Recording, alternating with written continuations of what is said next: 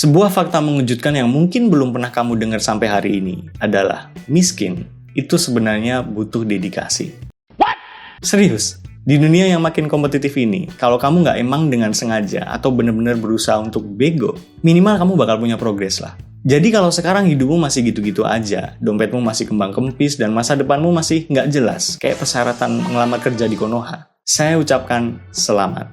Kamu udah berhasil menjalankan separuh dari kurikulum kemiskinan. Tapi tenang, buat kamu yang merasa masih kurang menderita, atau buat kamu yang kebetulan lahir dari keluarga yang berada, tapi pengen banget ngerasain gimana rasanya dikejar-kejar debt collector, kamu datang ke video yang tepat. Karena saya punya panduannya.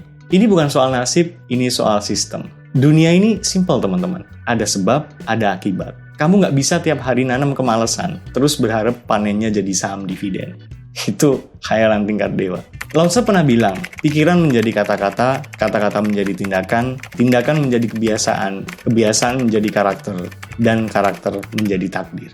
Tapi buat calon-calon madesu, takdir itu sesederhana kumpulan dari keputusan-keputusan tolol yang kamu ambil sambil rebahan. So, buat apa kita bahas cara jadi kaya? Kalau cara jadi miskin aja jauh lebih gampang, dan lebih banyak peminatnya, bukan begitu? Oke, langsung aja. Ini adalah 7 cara yang dijamin bikin kamu miskin tanpa perlu repot-repot sukses. Kita mulai dari basic, fondasi yang paling dasar. Kalau kamu pengen miskin permanen, kamu harus memastikan bahwa setiap hari kamu bangun tidur tanpa tahu mau ngapain. Coba ingat-ingat tadi pagi. Hal pertama yang kamu pegang itu niat buat ibadah, niat buat kerja, atau malah HP.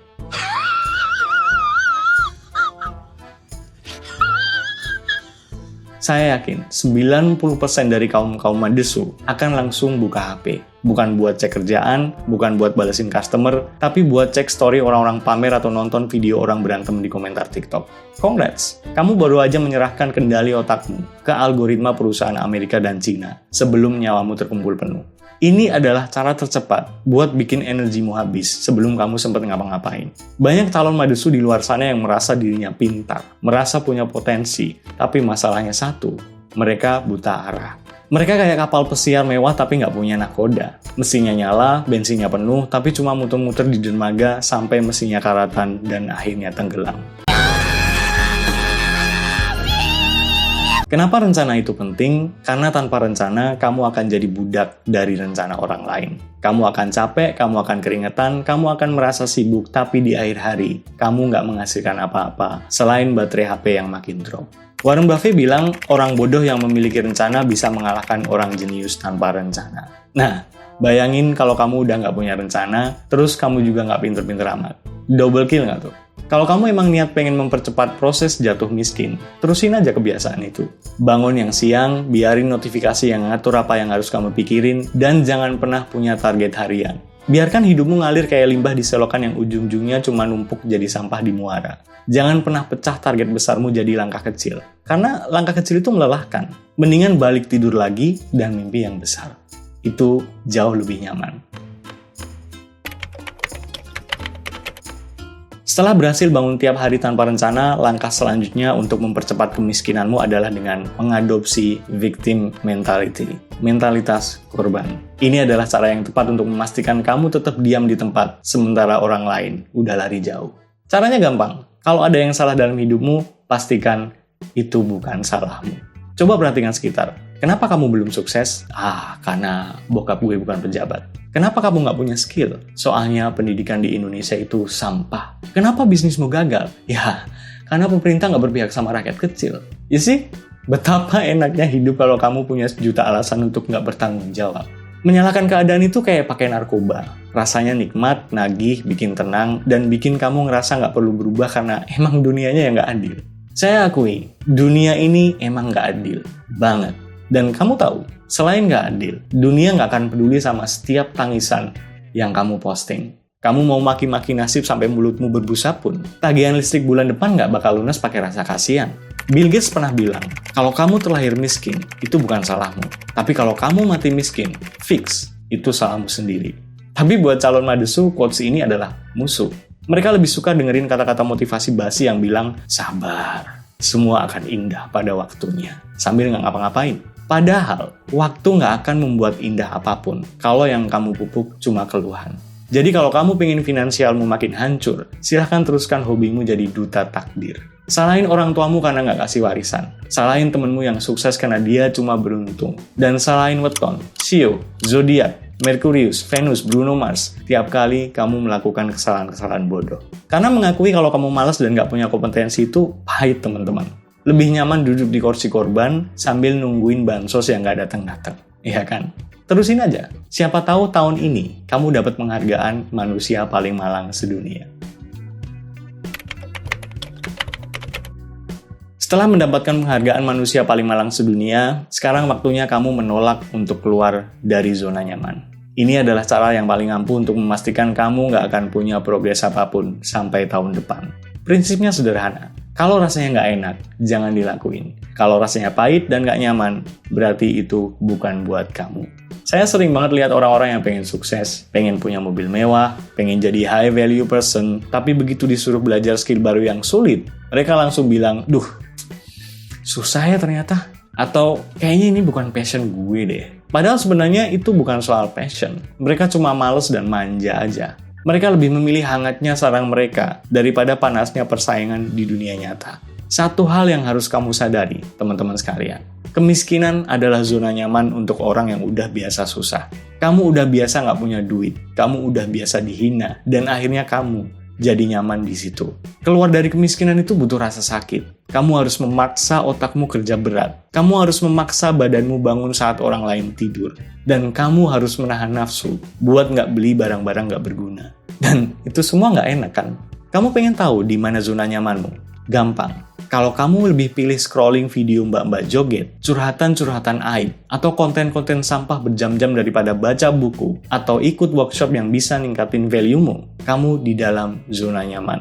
Kalau kamu malu buat mulai jualan, atau bikin konten karena takut diketawain temen tongkronganmu, yang sama-sama nggak punya masa depan, kamu di dalam zona nyaman. Dunia ini nggak pernah memberikan hadiah buat orang yang cuma mau yang nyaman-nyaman aja. Hadiah besar itu selalu ada di balik tumpukan rasa nggak enak yang menggunung. Yang kamu hindari itu. But, ya, kalau targetmu emang pengen miskin, jangan pernah maksain diri lah. Stay di kasur, tetaplah jadi penonton kesuksesan orang lain, dan pastikan kamu nggak pernah ngerasain pahitnya berjuang. Karena kalau kamu tetap di situ, saya jamin, hidupmu nggak akan berubah. Dan itu adalah cara paling jitu untuk tetap jadi gembel di masa depan. Buat kamu yang ngerasa udah cukup rajin tapi saldonya tetap segitu-gitu aja, mungkin kamu belum coba cara ini. Hindari semua resiko. Ini adalah taktik paling halus untuk jadi miskin. Karena kamu merasa sudah melakukan hal yang benar dengan nggak macem-macem. Banyak calon madesu yang bangga banget bilang, gue mah orangnya nggak mau neko-neko, yang pasti-pasti aja. Mereka takut investasi karena takut rugi, takut pindah kerja karena takut nggak betah, takut nyoba peluang baru karena takut ditipu. Akhirnya, mereka diam di tempat. Dan di dunia yang berputar secepat sekarang, diam di tempat bukan berarti kamu aman. Itu artinya kamu sedang berjalan mundur. Kamu harus tahu satu kenyataan pahit ini. Resiko itu satu paket sama hasil. Kamu pengen hasil besar tapi nggak mau naruh apapun di meja taruhan, itu namanya ngepet, bukan usaha. Ya, bahkan ngepet pun harus naruh tumbal ya. Mark Zuckerberg pernah bilang, resiko terbesar adalah tidak mengambil resiko sama sekali. Kenapa? Karena saat dunia berubah dan kamu tetap sama, kamu otomatis jadi barang rongsokan. Terlalu kasar bang? Oke, barang klasik. Saya kasih contoh nyata yang paling sering terjadi di sekitar kita. Kamu punya uang 1 atau 2 juta. Daripada dipakai buat ikut kursus atau beli alat buat nambah skillmu, which is ada resiko gagalnya, kamu pilih simpan uang itu buat jaga-jaga, atau lebih parah lagi, buat beli barang yang nilainya turun tiap detik. Kamu merasa aman karena uangnya masih ada. Padahal inflasi dan kenaikan harga dari tahun ke tahun nanti bakal ngetawain nominal uangmu yang nggak seberapa itu. Orang sukses itu bukan nggak punya rasa takut, tapi mereka tahu cara ngitung resiko. Mereka berani ambil resiko yang terukur. Contohnya, kamu coba bikin konten. Resiko terburuknya apa? Dianggap cringe, diketawain temen. Apakah kamu bakal mati kalau diketawain? Enggak kan? Itu namanya resiko kecil dengan potensi hasil yang gede banget. Tapi buat kamu, harga dirimu yang setinggi langit itu lebih penting daripada peluang buat ngubah nasib.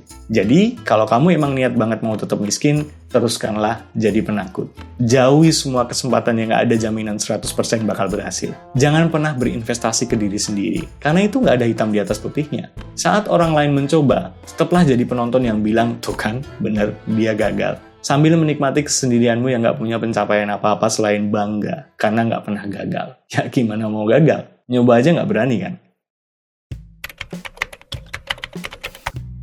Setelah sukses menjadi penakut, sekarang saatnya mencari alasan medis untuk melegitimasi kemalasanmu. Cara berikutnya adalah dengan menjadikan kesehatan mentalmu sebagai tameng untuk kabur dari tanggung jawab. Ini adalah tren paling mutakhir buat para calon madesu untuk tetap berada di bawah garis kemiskinan sambil merasa punya moral yang lebih tinggi. Disclaimer, kesehatan mental itu nyata, depresi itu serius, dan gangguan klinis itu butuh penanganan profesional. Tapi yang saya omongin di sini adalah kamu. Yes, you. Yang dikasih tugas dikit bilangnya burnout, dikasih kritik dikit bilangnya kena mental hit, telat bangun dikit bilangnya anxiety. Kamu gak butuh psikiater, kamu cuma butuh disiplin yang selama ini kamu gak punya. Banyak orang sekarang lebih sibuk self-diagnose lewat konten TikTok daripada beneran memperbaiki diri. Susah dikit, aduh gue butuh healing ke Bali nih. Capek dikit, gue mau resign aja deh demi mental health. Padahal rekeningmu isinya cuma cukup buat beli seblak sebulan. Itu bukan mental health. Itu gaya hidupmu yang gak sebanding sama daya juangmu. Kamu sadar gak sih? Dunia kerja, persaingan bisnis, dan realitas ekonomi ke depan nanti gak akan peduli sama moodmu. Tagihan kontrakan gak bakal nunggu sampai energi positifmu balik. Kalau kamu selalu memanjakan perasaan dengan menghindari tekanan, mentalmu bakal makin lembek kayak kerupuk kena kuah seblak yang kamu beli pakai gajimu tadi. Begitu ada masalah beneran, kamu akan hancur. Coba bayangin orang-orang yang bangun infrastruktur dunia ini. Elon Musk, Steve Jobs, atau bahkan tukang bangunan di pinggir jalan. Kalau mereka dikit-dikit, aduh hari ini mood gue gak enak nih, mau self-reward dulu rebahan seharian. Dunia ini gak bakal jalan.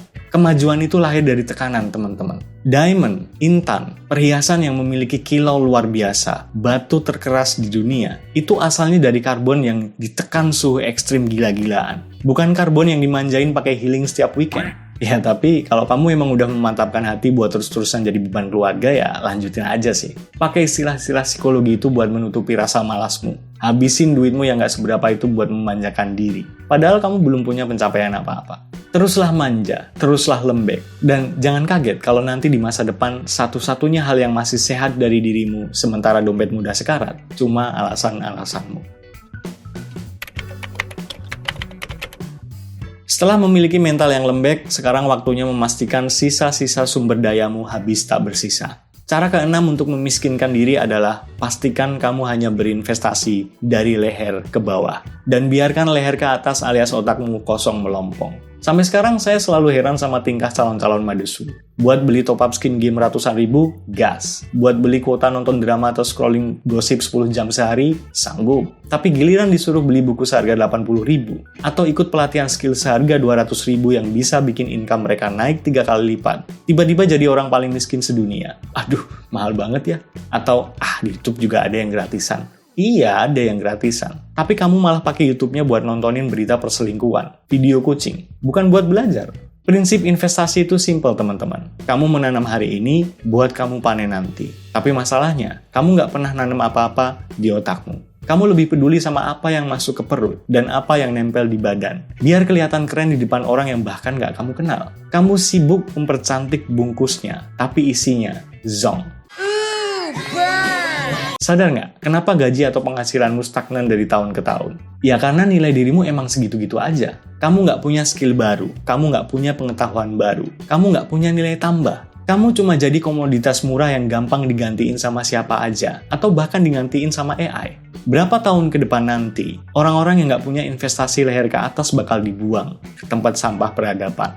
Kalau kamu pengen mempercepat proses menuju gembel dengan sukses, teruskanlah hobimu yang cuma jadi konsumen. Habisin semua waktumu buat hiburan, foya-foya, dan kesenangan instan. Jangan pernah belajar soal keuangan, jangan pernah asal skill komunikasi, jangan pernah belajar cara jualan. Biarin otakmu karatan, karena kalau otakmu kosong, kamu bakal gampang dibego-begoin orang, gampang ditipu investasi bodong, dan akhirnya gampang jatuh miskin. Tapi ya, itu yang kamu mau kan? Biar bego, yang penting tetap eksis di medsos. Lanjutkan. Kita sampai di tahap pamungkas. Cara yang paling cepat bikin orang kaya jadi miskin dan bikin orang miskin jadi gembel permanen. Prioritaskan tampilan untuk terlihat kaya daripada bener-bener kaya.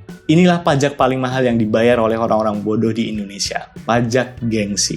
Coba jujur deh sama dirimu sendiri. Berapa kali kamu beli barang bukan karena kamu butuh, tapi karena kamu takut dianggap ketinggalan zaman sama circle tongkronganmu yang isinya juga orang-orang susah. Kamu bela-belain cicil HP keluaran terbaru yang harganya setara motor bekas. Padahal saldo rekeningmu buat makan akhir bulan aja udah ngap-ngapan. Kamu pamer outfit bermerek hasil pinjol, demi dapat like dari orang-orang yang bahkan gak bakal nyumbang Rp1.000 pun kalau besok kamu mati kelaparan. Status itu permainan tanpa pemenang, teman-teman. Kamu sibuk membangun menara kartu di atas pasir. Kelihatannya megah, tapi begitu ada angin resesi, atau kamu dipecat dari kerjaan, semuanya roboh, dan kamu nggak punya fondasi apa-apa. Kamu lupa kalau kekayaan yang asli itu adalah apa yang nggak kelihatan. Aset, investasi, dan tabungan. Tapi ya, tabungan kan nggak bisa diposting di story sambil dikasih lagu jedak-jeduk, ya kan? Makanya kamu pilih beli barang yang menyusut nilainya tiap detik. Tahun-tahun ke depan nanti, gaya hidup pastinya bakal makin mahal. Kalau strategi finansialmu cuma gimana cara kelihatan oke di depan kamera, bersiaplah untuk menjadi saksi sejarah kehancuran dirimu sendiri. Kamu bakal jadi orang yang sibuk tutup lubang, gali lubang, cuma buat bayar gaya hidup yang sebenarnya nggak kamu sanggupin. So, kalau targetmu adalah kemiskinan yang paripurna, caranya gampang banget. Teruslah maksa untuk terlihat kaya. Pakai semua fitur pay later yang ada. Belilah barang-barang mewah untuk bikin orang yang kamu benci merasa iri. Jangan pernah mikirin dana darurat. Yang penting gaya dulu. Urusan besok ya gimana besok. Saya jamin, dengan konsisten melakukan ini, kamu nggak perlu nunggu lama buat sampai di garis finish kemiskinan dengan sangat sukses dan penuh gaya. Oke, itulah 7 cara ampuh buat jadi gembel di tahun ini dan saya rasa tetap bisa dipakai untuk tahun-tahun ke depan dan seterusnya. Gampang banget kan? Kamu nggak perlu belajar keras, kamu nggak perlu ambil risiko, cukup dengan konsisten rebahan, nyalain keadaan, manja-manjain mental, dan terusin hobi pamermu. Dijamin kamu bakal sampai di sana tanpa hambatan. Sekarang pilihannya ada di tanganmu. Kalau sepanjang video ini kamu merasa marah, tersinggung, atau pengen maki-maki saya di kolom komentar, berarti di dalam dirimu masih ada sedikit bibit harga diri yang pengen sukses. Tapi kalau setelah dengerin ini semua dan kamu malah ngerasa, emang bener sih, ya udahlah. Selamat, kamu adalah calon madu seteladan yang udah nggak tertolong. Coba komen deh, dari 7 cara tadi, mana yang paling sering kamu lakuin tanpa sadar? Atau mungkin kamu punya cara lain buat mempercepat kemiskinan? Kita diskusi di bawah. Selamat menyambut tahun baru, kehidupan baru, dengan nasib yang kamu tentuin sendiri hari ini. Semangat buat yang mau berjuang, dan selamat bermalas-malasan buat yang pengen tetap menjadi beban. Semoga bermanfaat dan see ya.